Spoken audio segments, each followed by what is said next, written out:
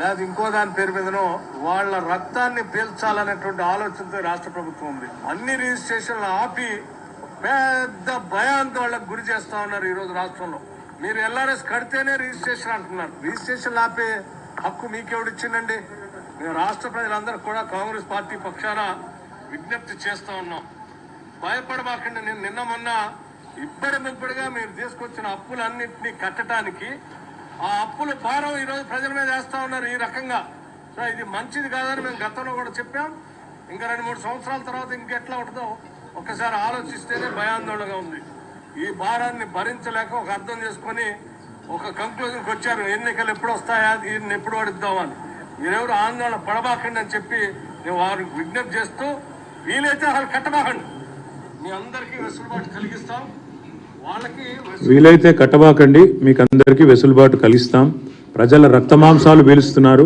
ఆనాడు ప్రతిపక్షంలో ఉన్నప్పుడేమో ఎల్ఆర్ఎస్కు ఫీజు కట్టండి అంటే రక్తమాంసాలు పీల్చేస్తున్నారు అని. మరి ఇవాళ భట్టి విక్రమార్క గారు సమాధానం చెప్పాలా? మరి మీరు కూడా ఇప్పుడు రక్తమాంసాలు పీలుస్తున్నారా?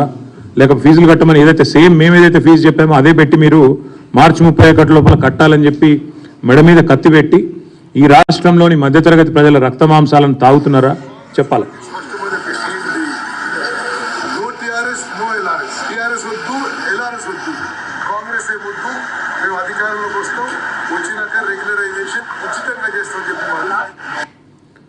No TRS no LRS. మేము కాంగ్రెస్ అధికారంలోకి వస్తాం, రాగానే ఉచితంగా, మళ్ళొకసారి వినండి, ఉచితంగా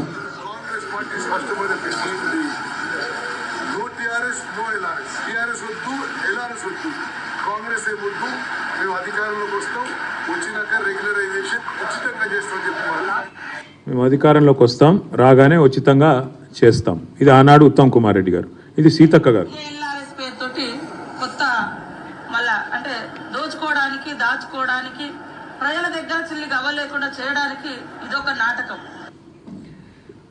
ఈరోజు వీళ్ళు ముగ్గురు మంత్రులు, ఒకరు ఉప ముఖ్యమంత్రి, ఇద్దరు మంత్రులు, ముగ్గురు మంత్రులు సీతక్క గారు, ఉత్తమ్ కుమార్ రెడ్డి గారు, కోమటిరెడ్డి వెంకటరెడ్డి గారు. కోర్టుకు పోయిన కోమటిరెడ్డి వెంకటరెడ్డి గారు మంత్రి, ఎల్ఆర్ఎస్ వద్దు అని, ఎల్ఆర్ఎస్ ఉచితంగా చేస్తామని చెప్పిన ఉత్తమ్ కుమార్ రెడ్డి గారు మంత్రి, ప్రజల దగ్గర చిల్లిగవ్వ లేకుండా దోచుకోవడానికే రుసుము పెట్టినారు అన్న సీతక్క గారు మంత్రి, ఎల్ఆర్ఎస్ అనేది అసలు కట్టవద్దు, ఇది కరెక్ట్ కాదు అని చెప్పిన మన భట్టి విక్రమార్క గారు ఉప ముఖ్యమంత్రి. నేను ఇవాళ ఈ ముగ్గురు మంత్రుల్ని, ఉప ముఖ్యమంత్రి గారిని, కాంగ్రెస్ పార్టీ ప్రభుత్వాన్ని ఇవాళ నేను సూటిగా అడుగుతా ఉన్నా.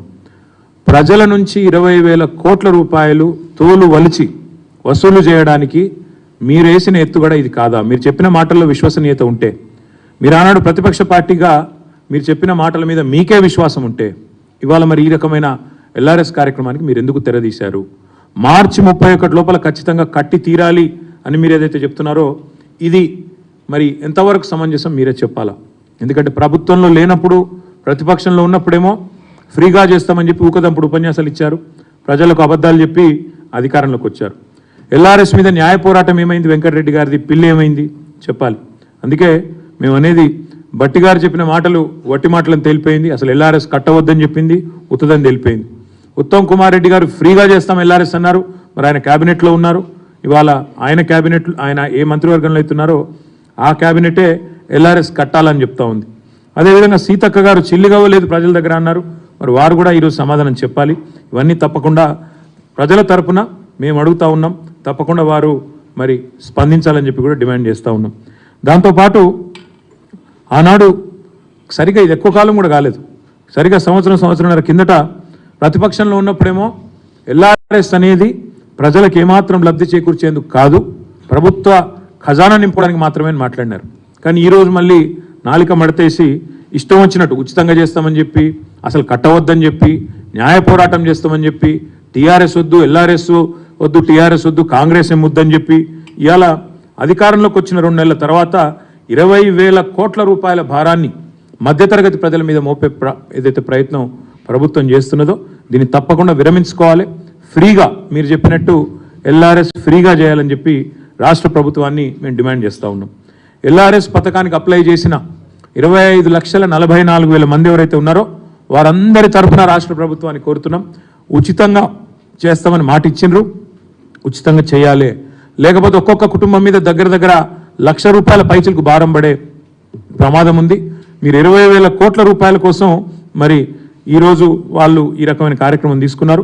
ప్రజల నుంచి ముక్కుబిండి మార్చి 31 లోపల వసూలు చేయాలని ముఖ్యమంత్రి గారే టార్గెట్ ఇచ్చినట్టుగా మాకు సమాచారం ఉంది.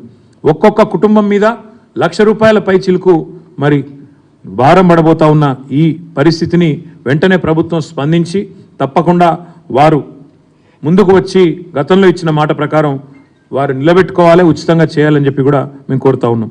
పేద ప్రజలు ఆనాడు బట్టి విక్రమార్క గారి మాట, పేద ప్రజలు కష్టపడి పోగేసుకున్న ఒక్కొక్క రూపాయిని కష్టపడి కొన్ని ప్లాట్లలో పెట్టుబడి పెడితే దాన్ని లాక్కుంటుంది ప్రభుత్వం. ఇవాళ మరి రిజిస్ట్రేషన్ చేయమని మెడ మీద కత్తి పెట్టిందని చెప్పి విక్రమార్క గారు ఆనాడు అసెంబ్లీలో మాట్లాడిన మాట. అందుకే మేము అనేది వెంటనే ప్రభుత్వం స్పందించి మరి తప్పకుండా ఈ విషయంలో వారి వైఖరిని మార్చుకోవాలని డిమాండ్ చేస్తూ ఉన్నాం. ఆ రోజు బట్టి విక్రమార్క గారు చేసిన డిమాండ్ని నేను పునరుద్ఘాటిస్తూ ఉన్నా. రిజిస్ట్రేషన్ ఆల్రెడీ అయిపోయింది, మళ్ళీ ఎల్ఆర్ఎస్ ఎందుకు కట్టాలి, అసలు ఎల్ఆర్ఎస్ కట్టకపోతే రిజిస్ట్రేషన్ ఆపే అధికారం మీకు ఎవడిచ్చిండు అనే మాట ఏదైతే అన్నారో నేను వారిని అదే